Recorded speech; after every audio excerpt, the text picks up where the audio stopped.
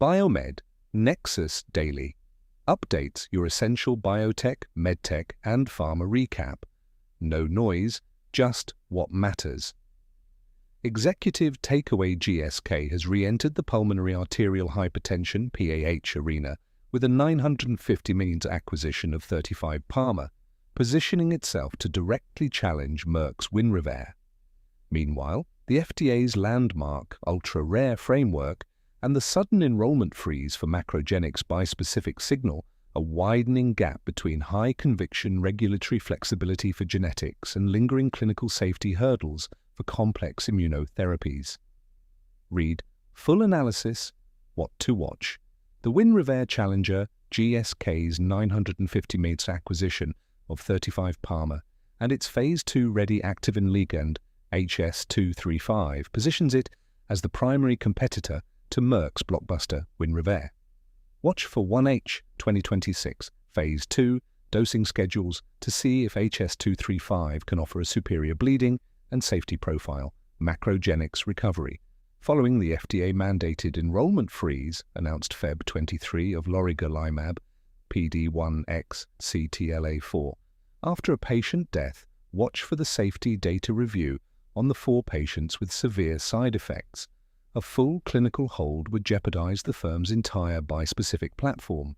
MiniMed's public debut, Medtronic's MiniMed Diabetes Business IPO filing, seeks up to $784, with pricing expected March 5, 2026. This is the definitive test of institutional investor appetite for pure-play medtech spinouts in the GLP-1 era. Top stories: GSK acquires 35Pharma for $900 million to challenge Merck's Winrevair. What happened? GSK announced an agreement to acquire 35Pharma, a Canada-based clinical-stage biopharmaceutical company, for $950 million in cash. The acquisition centers on HS235, an investigational medicine that has completed Phase 1 trials, with Phase 2 studies starting imminently in PAH and PH-HFpEF. Why it matters: HS235 targets the Activin receptor signaling pathway, a clinically validated target in PAH. Crucially, it is designed with enhanced selectivity, reducing binding to BMP9 and BMP10 ligands associated with bleeding and telangiectasia adverse events. By potentially lowering bleeding risk, HS235 addresses a key limitation of current treatments. Executive impact. The pulmonary hypertension market is forecast to reach $18 billion by 2032. GSK gains a potential best-in-class asset to compete directly with Merck's Winrevair, which reached $1.4 billion in 2024 sales. FDA launches accelerated framework for ultra-rare and N-of-1 therapies. What happened? The FDA issued landmark draft guidance establishing a dedicated regulatory pathway for individualized therapies, antisense oligonucleotides, and gene editing. Feb 23. The policy. The plausible mechanism framework allows for full approval based on substantial evidence from non-traditional small-scale trials when randomized controlled trials are biologically or ethically unfeasible. Why it matters. This codifies the Macquarie-Kennedy pivot toward regulatory flexibility. By aligning regulation with modern biology, RNA, CRISPR, the FDA is effectively lowering the capital barrier for bespoke medicine. Executive impact. Sponsors can now leverage confirmatory evidence, biomarkers, and mechanistic data to bypass multi-year Phase 3 requirements for ultra-rare mutations, provided they address the root genetic cause. Oncology and rare disease. Pfizer, Braftovi traditional approval. Approval. The FDA converted the accelerated approval for Braftovi, encorafenib, into full traditional approval for first-line BRAF 600E+ metastatic colorectal cancer. Data.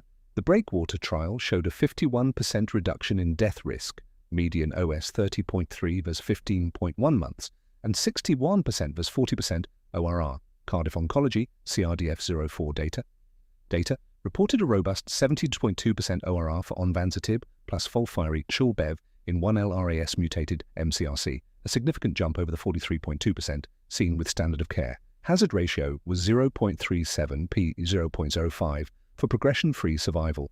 Vanda Pharmaceuticals imsidolimab filing. The FDA accepted the BLA for imsidolimab in generalized pustular psoriasis, GPP, setting a PDUFA date of December 12, 2026. This sets up Vanda for its third approval in a 12-month cycle. Clinical and research updates, Longeveron, aging frailty. Data, published Phase 2b results in cell stem cell, showing that laromestrocel, MSC therapy, improved 6-minute walk distance by 63.4 meters at 9 months, peak period dose 77, in patients with clinical frailty. TIE2 was identified as a potential biomarker for responsiveness. Novo Nordisk 2.1b pact. Partnership inked a massive deal with Vivtex to develop next-gen oral formulations for peptides and proteins. Vivtex's GI Auris screening platform uses gut-on-a-chip technology to enable oral delivery of biologics traditionally limited to injection. Abcuro, IBM failure. Confirmation confirmed its KLRG1 antibody flunked all primary goals in a Phase 2-3 muscle disease trial, effectively ending the program's development for inclusion body myositis. Corporate developments GSK 1B frontier deal. Licensing licensed 2 siRNA kidney disease assets from Frontier Biotechnologies for 40 meters upfront and up to 963 meters in milestones. This continues GSK's aggressive move into oligonucleotide therapeutics, targeting inflammation-driven renal conditions.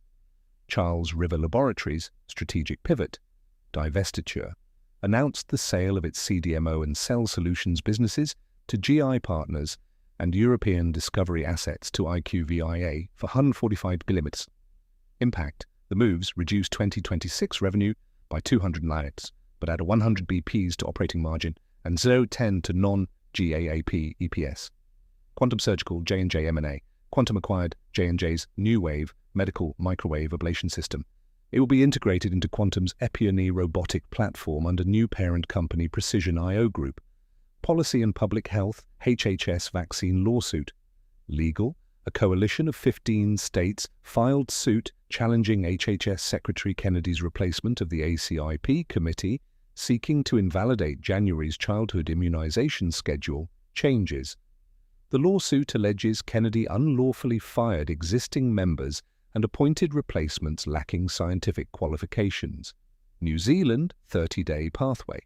Regulation: New Zealand is implementing its new 30-day verification pathway for drugs approved by 2 trusted regulators, FDA, EMA, TGA, etc., to drastically shorten domestic launch timelines. J&J Impeller alert safety. The FDA issued a safety warning regarding Impeller heart pump Generation 1 purge cassettes after 4 injuries related to cassette leaks. The agency urges transition to Generation 2 components. Read Full Analysis Biomed Nexus Pro Institutional Intelligence Brief in today's Pro Brief. The Activin war, why GSK's 35Pharma buyout signals a valuation surge for preclinical cardiovascular assets. The bispecific safety wall, assessing the institutional fallout of MacroGenics fatal toxicity event. Viatris, VTRS, risk framing. We model the upside of challenging AbbVie's Vuity in presbyopia. Upgrade to Pro. Today, read full article. Selective 2026 sponsorship placements are available. Reply directly to discuss a partnership or submit an inquiry here.